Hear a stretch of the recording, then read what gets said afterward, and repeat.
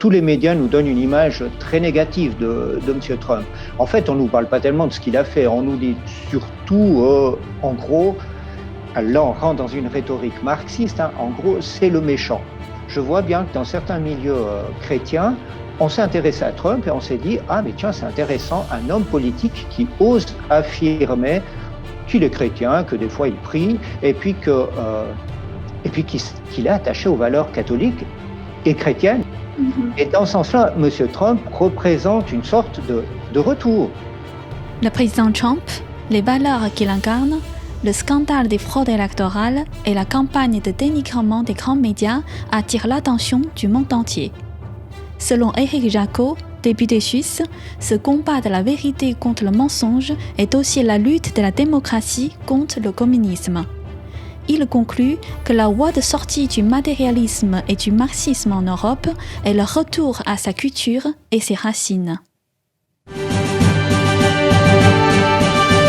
Bonjour M. Jacquot.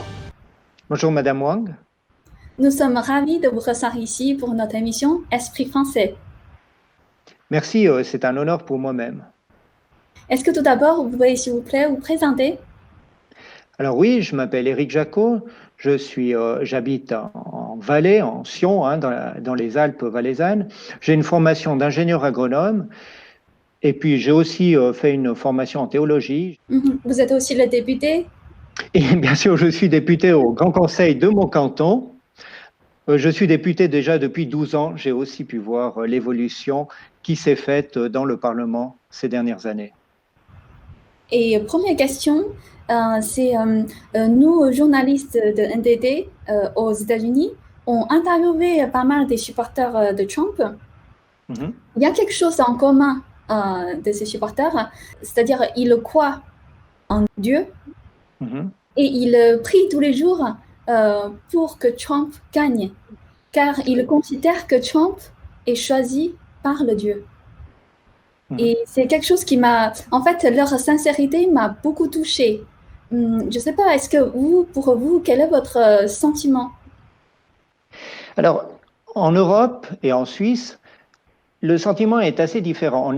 On n'affiche pas tellement notre foi et surtout pas de manière aussi visible que ça se passe aux États-Unis.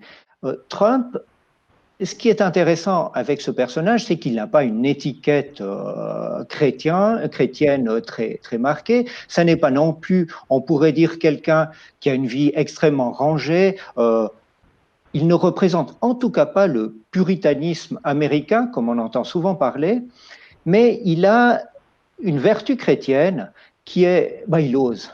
Il n'a pas peur, il y va. Des fois, il fait des conneries, des fois, il dit des bêtises, mais il ose faire quelque chose. Et puis alors, ça, c'est l'aspect, disons, extérieur, mais qui, à mon avis, est très fort.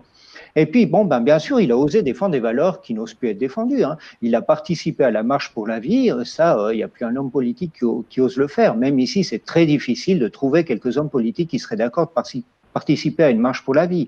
Il a aussi coupé les moyens financiers à toutes les associations qui encourageaient l'avortement, mais aussi les mariages homosexuels et tout ça, notamment en Afrique. Hein. J'avais un ami africain qui me disait qu'il trouvait que les associations internationales font un travail qui est très néfaste dans son pays. Là, c'est le Congo pour le citer. Et dans ce sens-là, je comprends que M. Trump donne une image positive. Voilà, on est chrétien, on ose, et puis on croit aussi aux valeurs qui sont la vie, qui sont simplement de vivre. Donc, vous pensez, c'est les raisons pour lesquelles les chrétiens, 80% des chrétiens et les catholiques ont choisi Trump? Oui, je pense que c'est ça. C'est qu'il affirme des valeurs, il ne représente pas, alors de nouveau je dis, il ne représente pas le puritanisme américain tel qu'on le voit ici. En Europe, c'est différent. En Europe, on nous parle surtout de sa politique anti-immigration, tous les médias nous donnent une image très négative de M. Trump. En fait, on ne nous parle pas tellement de ce qu'il a fait. On nous dit surtout, en gros, là on rentre dans une rhétorique marxiste, hein, en gros, c'est le méchant. En face, ce n'est pas forcément des gentils, mais Trump, c'est le méchant. Et ici aussi, je vois bien que dans certains milieux chrétiens, on s'est intéressé à Trump et on s'est dit, ah mais tiens, c'est intéressant, un homme politique qui ose affirmer qu'il est chrétien, que des fois il prie, et puis qu'il est attaché aux valeurs catholiques et chrétiennes, hein, qui sont notamment la défense de la vie. Et tout à l'heure, quand vous parlez de marche pour la vie, c'est ça? Vous pouvez nous expliquer un peu? Oui. En fait, c'est une manifestation qui se déroule à New York et qui se déroule aussi à Paris et dans différents endroits, où on marche simplement pour essayer d'évoluer la législation dans les pays en faveur de la vie, c'est-à-dire de protéger la vie, d'encourager le soutien des femmes qui sont en difficulté pour qu'elles aient une autre alternative que l'avortement et puis d'éliminer leur enfant. Si vous prenez simplement le cas en Suisse, la dernière marche pour la vie a été ajournée simplement parce que les mouvements d'extrême gauche avaient promis de faire du désordre et la municipalité, la de Winterthur dans ce cas-là, a refusé cette marche simplement parce qu'elle avait peur des désordres qui allaient être organisés par l'extrême gauche. Et je trouve que c'est extrêmement grave. Mm-hmm. Et le président Trump, il est anti-communiste chinois. Et Biden, il est socialiste. Trump, il veut rétablir la justice et aussi rétablir les valeurs traditionnelles et aussi la foi en Dieu. Et Biden, il lance un grand projet de reset et cancel culture, c'est-à-dire détruire le système actuel et aussi la culture. Et quelle est votre analyse? Ouais, on voit en Chine, hein, avec le grand bond en avant, avec les révolutions culturelles. On entend aussi, justement, vous avez cité la G7 qui parle de son grand reset. Chaque fois c'est aussi, c'est dans la base du marxisme, hein, puisque les socialistes, même ici, chantent l'international, du passé faisant table rase. On peut pas. Hein. Donc, l'être humain est le fruit d'une évolution. Moi, je ne peux pas simplement dire je suis Éric Jacquot, je me suis fait tout seul. Non, je suis l'évolution non seulement d'une histoire familiale, d'une histoire d'un pays, d'une histoire d'une nation. Et puis, si j'essaye de détruire ça, j'enlève les racines, j'enlève les fondements de l'être humain. C'est voué à l'échec. L'Amérique, comme l'Europe, même si leur histoire est distincte, elles ont des racines chrétiennes. Si elles veulent casser ces racines, elles seront rien du tout. Et pour l'Europe, c'est encore plus pathétique que pour l'Amérique, parce que l'Europe, elle n'a même pas la puissance économique ou militaire qu'auraient les États-Unis. Elle est en train de tout perdre. Donc, si en plus de ça, elle perd sa culture, elle perd son éducation, je ne sais pas ce qui va lui rester. Et dans ce sens-là, M. Trump représente une sorte de retour. Voilà, il le dit. Peut-être qu'il ne le dit pas toujours de manière très élégante, mais il le dit, on a des valeurs, et puis finalement, on va garder ces valeurs, on va construire là-dessus. Beaucoup de supporters de Trump, ils ne veulent pas que le communisme ou le socialisme envahissent leur pays. Et est-ce que vous partagez cet avis? Oui, vous savez, quand on parle du rêve américain, on ne voit pas une sorte de système soviétique avec des plans quinquennaux. Quand on regarde le programme de M. Biden, déjà, il n'est pas très clair. Hein. C'est pas tellement évident de savoir ce qu'il veut parce que finalement, il est élu. Il n'a pas tellement été élu par rapport à son programme, il a été élu contre Trump. Et en fait, tous les gens qui essayent d'aller en Amérique, on a parlé beaucoup d'immigration, mais tous ces Mexicains, tous ces gens qui veulent aller en Amérique, ils rêvent d'un rêve où les gens peuvent se construire à partir de rien parce qu'ils ont un esprit d'entreprise. Ils ne rêvent pas du modèle socialiste où il ne faut surtout pas que quelqu'un soit meilleur que l'autre, où tout doit être contrôlé par l'État et où l'esprit d'entreprise est toujours... En fait, quelqu'un qui réussit, pour un socialiste, il y a toujours le doute que très certainement, il a dû trafiquer, il ne doit pas payer ses impôts, il n'est pas honnête. L'esprit d'entreprise est très mal vu dans le marxisme. En fait, les grands médias sont tous contre Trump. Ils diabolisent l'image de Trump. Au contraire, ils protègent Biden. En fait, ils ont fermé les yeux sur les fraudes, sur le scandale de Biden. Soi-disant, en fait, sous prétexte, il veut, comment dire, protéger le bien. Mais selon vous, qui est le vrai mal et qui est le vrai bien? Alors, je pense que si on doit chercher une définition du bien, il y a un mot qui doit venir, c'est vérité. Il ne peut pas avoir de bien s'il n'y a pas de vérité. La vérité, c'est la composante du bien.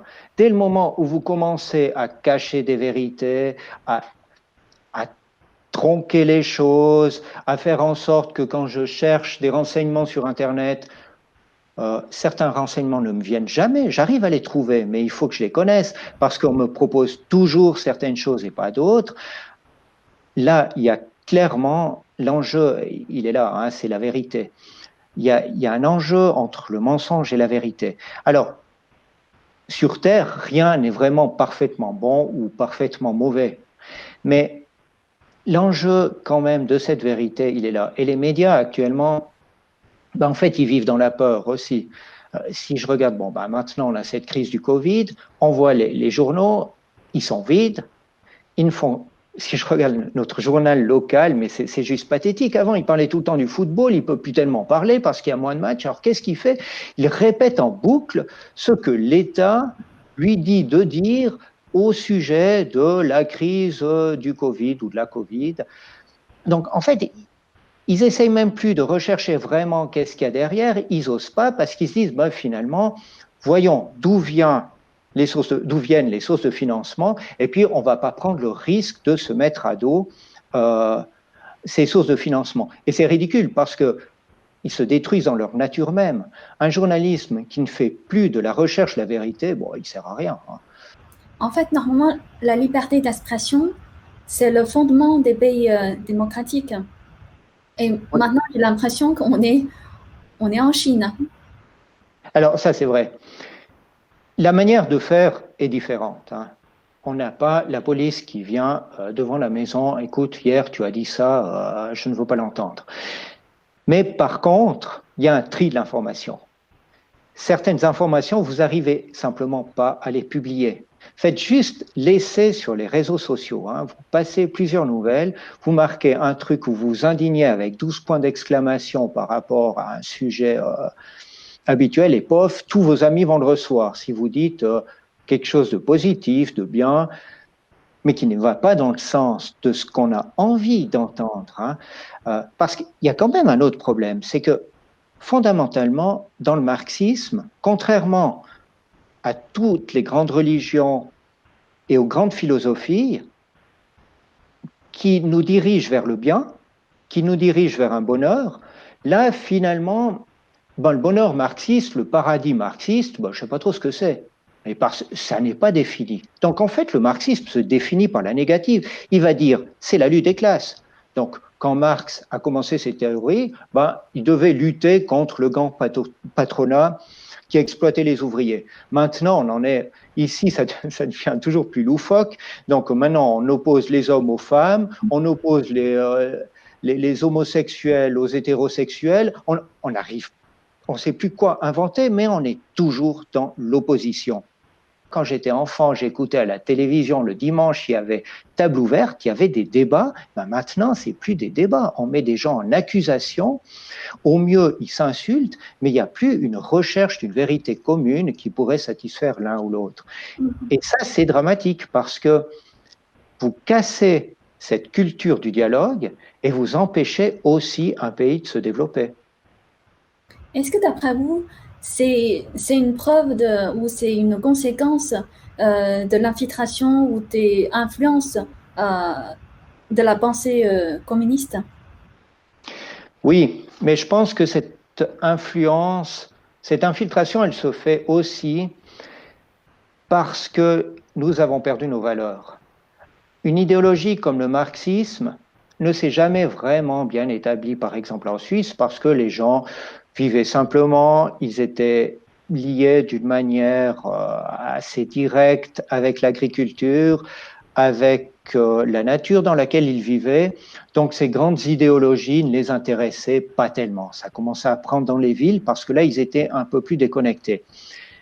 Et puis, on perd ce contact, on perd ces valeurs qu'on avait.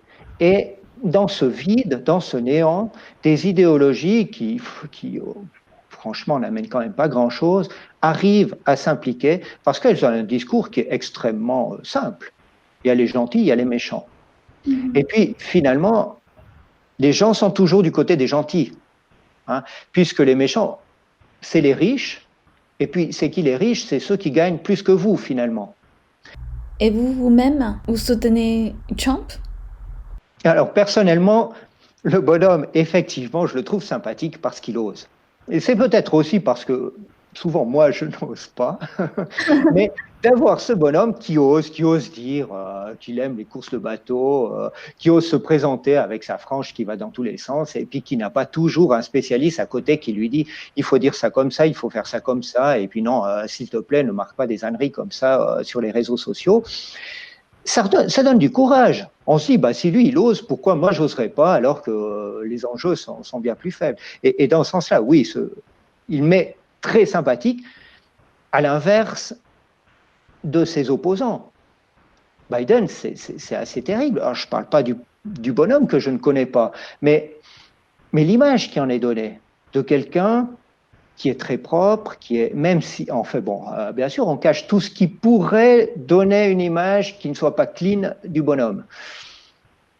Mais l'image même qu'il en donne, bah, ça c'est terrible. C'est quelqu'un de âgé qui ose plus rien faire. Et d'après vous, c'est quoi les effets négatifs du communisme pour un pays démocratique? Ben, c'est la lutte contre la démocratie.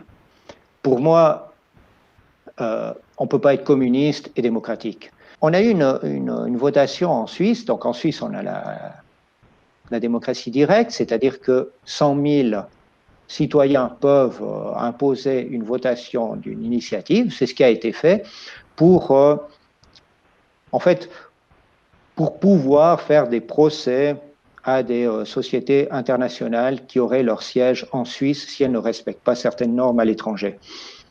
Cette initiative a été refusée, mais on a un système qui est d'ailleurs inspiré des États-Unis où, pour qu'une initiative passe, il faut avoir la majorité de la population, mais aussi la majorité des cantons. Et c'est symptomatique. Cette initiative qui venait de la gauche a été refusée par la majorité des cantons. La présidente des jeunesses socialistes a dit « Cette majorité des cantons relève de la poubelle de l'histoire ». On ne veut pas entrer dans ces discussions. On ne veut pas essayer de trouver quelle était la logique, pourquoi est-ce qu'on voulait que les petits cantons aient aussi leur mot à dire, que ce ne soit pas que les villes qui décident de tout dans ce pays. Non, hein, c'est la poubelle de l'histoire, faisons de ça table rase, on n'en discute plus.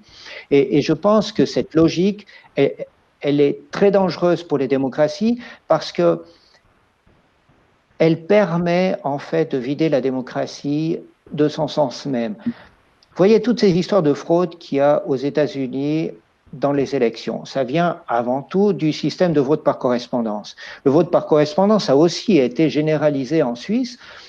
Il y a une perte de la démocratie qui est très forte. Mais pourquoi? Parce qu'en fait, on fait confiance à l'administration. Et l'administration, finalement, dans le marxisme, mais c'est elle, finalement, qui a la vérité. C'est elle Dieu, c'est elle qui donne à manger à tout le monde, c'est elle qui s'occupe des personnes âgées, c'est elle qui s'occupe des personnes malades.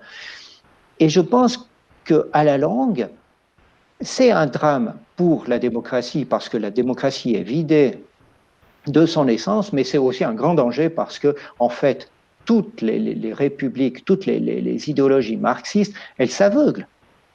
Quand on voit la gestion actuelle de la crise sanitaire, en fait, on a peur de remettre en question des systèmes, par exemple le système sanitaire, on bloque complètement la société. Je pense qu'il y a une perte de vie, simplement, dans ces systèmes qui veulent à tout prix développer qu'un appareil. C'est ça le drame du marxisme. C'est cette sacralisation de l'appareil. Vous avez parlé de l'élection aux États-Unis, et il y a des fraudes, il y a aussi d'autres méthodes pour voler l'élection. Est-ce que d'après vous, ce sont des méthodes plutôt communistes? Bah oui, puisque dans le communisme, finalement, il n'y a pas un bien en soi absolu qu'on devrait suivre. C'est la fin justifie les moyens. Donc finalement, si la marche de l'histoire, si la dialectique transcendantale veut qu'on se débarrasse de quelqu'un comme Trump, tous les moyens sont bons. Et dans ce sens-là, il n'y a pas un problème à tricher. Si on en revient au christianisme, dans le christianisme, vous n'avez pas le droit de dire la fin justifie les moyens. À un moment, si je mens, je mens. Je fais du mal. Et même si c'est pour faire le bien, en faisant du mal, je fais du mal. Et puis, j'imagine qu'il y a quand même une volonté bonne qui me dépasse largement et qui, de toute façon, peut arriver à faire du bien qui que ce soit qui soit élu, même si c'est quelqu'un que je n'aime pas. Donc, le fait de tricher pour essayer même de faire du bien, même si j'en suis convaincu, c'est faux. C'est faux et ça ne peut pas amener à du bien. En Chine, il n'y a pas de liberté de croyance. Oui, c'est-à-dire, en fait, nous, on peut lire dans nos livres, Dieu n'existe pas. C'est le matériel qui est réel. C'est pour ça les Chinois d'aujourd'hui, en tout cas, ils ne croient plus à rien. Ils travaillent beaucoup pour gagner de l'argent. Je trouve cela très triste. Maintenant, on constate que dans les universités occidentales, il n'y a plus cette éducation religieuse. Non, alors il n'y a plus d'éducation religieuse officielle. Maintenant, moi, je vous dirais que je ne crois pas qu'on puisse dire que le christianisme est en train de mourir ici.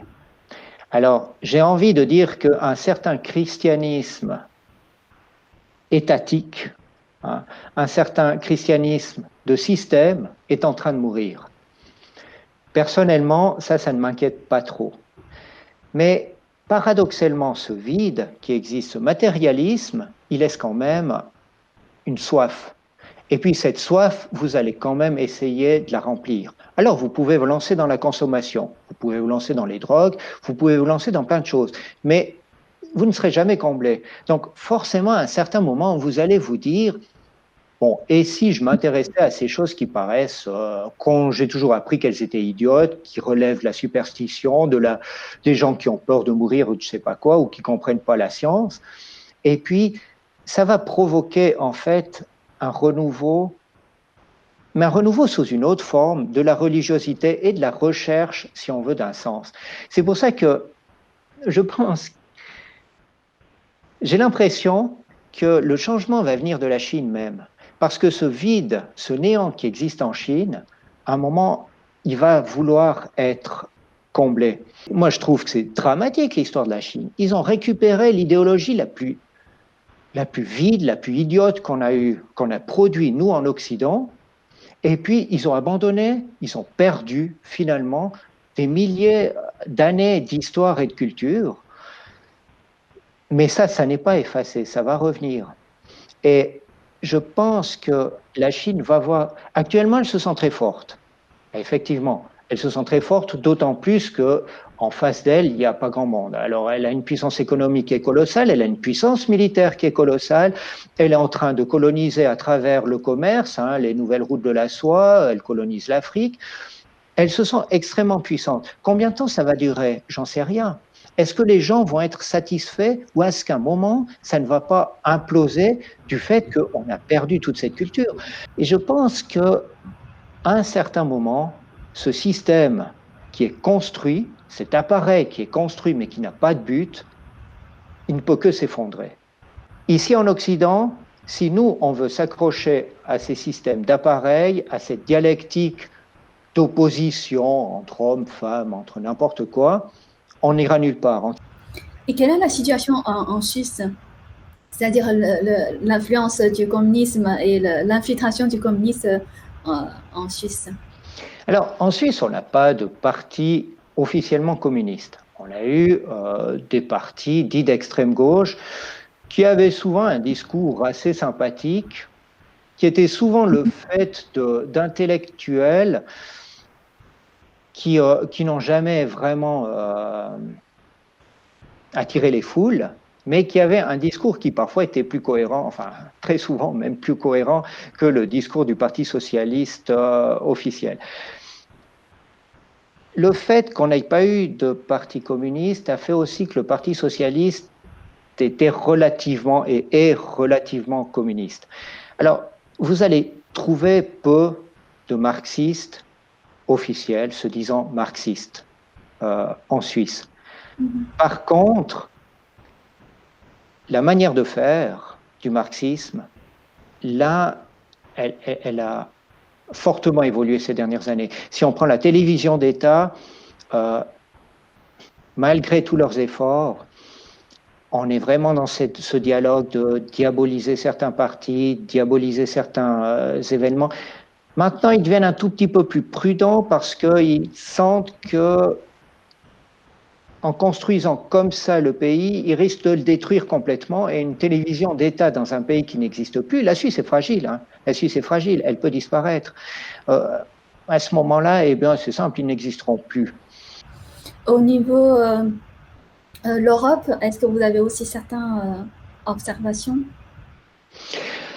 L'Europe. Alors l'Europe, c'est assez intéressant parce que l'Europe, elle a été construite, elle s'est construite, si on prend l'Union européenne, elle s'est construite sur les décombres de la Deuxième Guerre mondiale. La Deuxième Guerre mondiale, en fait, on a une Allemagne qui devient très nationaliste, qui fait la guerre à tout le monde, qu'on veut abattre. Et puis pour abattre, on rassemble tout le monde, tous ceux qui sont d'accord de combattre l'Allemagne. Mais en fait, le lead, il est quand même fait par Joseph Staline. Le problème qu'il y a eu, c'est qu'à la fin de la guerre, Joseph Staline est du côté des vainqueurs, donc des gentils. On va diaboliser Hitler, on ne parlera plus que de nazisme, on ne va surtout pas parler du vrai nom de son parti, qui était le Parti national-socialiste, parce qu'il ne faut surtout pas qu'on parle de socialisme. Non, il y a les nazis, et les autres, en gros, sont les gentils. Ce qui fait qu'en Europe, on est très marqué par cette vision. Les partis communistes ont tous lutté contre le méchant, donc ils étaient finalement gentils. Par contre, dans les pays de l'Est, ces pays ont beaucoup dû souffrir du communisme. De toute façon, tout le système qui a été mis en place, cet État, aux États-Unis, il n'y a pas ça, mais ici, on a des États-providence qui s'occupent de tout. Du fait du vieillissement de la population, du fait des changements de société, ce système est condamné. On va essayer de le réformer, mais il est condamné. On va devoir passer à autre chose. Ce qui fait que ce marxisme, oui, hein, il est là. Il y a encore beaucoup de gens qui pensent que le système, il est là, il va les sauver. Non, non. Et selon vous, comment peut-on se sortir de cette emprise du communisme? Mais la culture, hein. Je trouve intéressant quand tous ces mouvements qui essayent, même si ce n'est pas au nom du marxisme, de mettre en place des révolutions, ils parlent toujours de faire table rase. Hein, tabula rasa, on va tout recommencer à zéro. C'est le meilleur moyen, en fait, de mettre en place un système à la Huxley ou ces systèmes qu'on voit souvent dans les films. Si vous avez une culture, si vous vous renseignez, si les Chinois ont accès à leur histoire, à leur culture, si les Européens recommencent à s'intéresser à leur culture, à leurs racines, ils ne seront pas du tout enthousiasmés par un système qui vient leur raconter des histoires d'opposition ou de bonheur consumériste. En fait, avant-hier, le président Trump a donné un discours important. Il a dit qu'il se bat pas seulement pour les 74 millions de personnes qui ont voté pour lui, mais aussi pour tous les Américains. Vous parliez, hein, on parle de combat des fois du bien et du mal, on parle du combat de Dieu contre le diable. J'ai l'impression que des fois on confond les choses. Le Dieu, et le diable. Mais le diable, c'est un ange déchu, c'est une créature de Dieu qui a refusé de lui obéir. Il y a un abîme entre les deux. Il y en a un qui est tout puissant, qui est bon, qui veut le bien, puis il y en a un autre qui est frustré, qui est jaloux et qui essaye de détruire. La construction de l'humanité, elle ne se fera pas autour d'un système qui sera imposé à tout le monde. Elle se fera parce qu'il y a des gens qui seront contents de travailler librement, vraiment librement, à un bien général de l'humanité. Tout à l'heure, quand vous dites diable, ils ont peur, ils veulent tout détruire. J'ai l'impression que c'est les démocrates. Oui, mais en même temps, c'est assez intéressant parce que cette tentation du barbarisme, elle a toujours existé. Si on prend, on va remonter dans l'histoire européenne un petit peu plus loin. Hein. On avait les empires romains, on a eu les invasions barbares. Souvent, ils venaient d'abord pour piller. Mais à un certain moment, ou bien les Vikings, c'est encore plus caricatural. Bon, on fait du pillage. Mais d'une fois que je suis établi, le pillage, c'est la destruction, c'est marrant à un moment. À un moment, j'ai envie de construire quelque chose. Genghis Khan, il envahit, il construit un énorme empire, il envahit la Chine notamment, il détruit Pékin, hein, une ville qu'il ne pouvait même pas imaginer quand il habitait dans sa toundra, mais finalement, il va vouloir construire quelque chose pour finir. Il va même vouloir être immortel. Parce que la destruction pour la destruction, ben oui, mais de nouveau, on est dans une dialectique marxiste, ça mène à rien du tout. Oui, j'ai un plaisir, mais quand j'étais enfant, je faisais des tours en Lego et ensuite je les détruisais. Et j'étais content, mais je reconstruisais derrière. Vous n'allez nulle part avec ça. Le plaisir de détruire, il existe, on ne peut pas le nier. Seulement, ça ne peut pas être un moteur pour une vie. Avant de conclure notre interview, est-ce que vous avez des messages à passer pour les personnes qui ont toujours l'espoir de retrouver la justice et la bonne conscience? Quand on voit tous ces gens qui se lèvent, je ne connaissais pas votre télévision, j'étais regardé là-dessus, mais c'est génial de voir ce qui se passe. Et puis, je pense qu'en français, on dit une forêt qui pousse fait moins de bruit qu'un arbre qui tombe. J'imagine que ça existe en d'autres langues, mais c'est vraiment ça. C'est qu'il y a un mouvement de gens pleins de bonne volonté qui sont en train de construire quelque chose. Et puis, c'est ça qui donne l'espoir. Et puis, en plus de ça, alors là, je le dis en tant que chrétien, de toute façon, ils ont gagné et ils vont gagner. Ok, donc quelques mots pour Monsieur Trump. Alors, il faut qu'il continue comme ça. Qu'on le voie de nouveau joyeux, enthousiaste, qui s'énerve des fois, moi ça me fait du bien. Et puis, tant mieux que ce soit un type vivant, voilà, qui continue comme ça. Merci beaucoup, Monsieur Jaco. Merci d'avoir. Merci beaucoup, Madame.